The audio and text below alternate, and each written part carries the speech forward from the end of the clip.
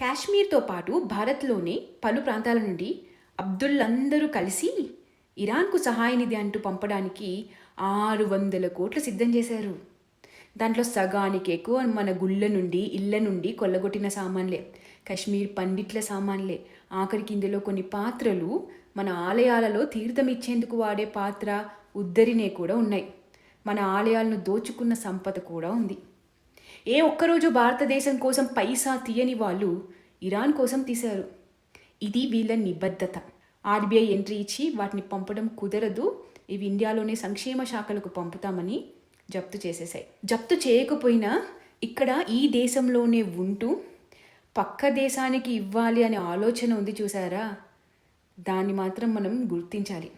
ఇంకా వీళ్ళని నమ్మొచ్చు. రామ్ అబ్దుల్ బాయ్ గంగా జమునా తెహజీబ్ అనే వాళ్ళకి ఈ వీడియో చూపించండి. సెక్యులరిజం అనే రోగం నుండి, ఈ అబ్దుల్ వైరస్ నుండి బయటపడండి. వాళ్ళకి క్లారిటీ ఉంది. దే ఆర్ యునైటెడ్ బై మజహబ్. అంబేద్కర్ ఎప్పుడు అన్నారు, అబ్దుల్లాలు భారతదేశానికి విధేయులుగా ఎప్పటికీ ఉండబోరు అని. క్లారిటీ రావాల్సింది సిక్కులకే.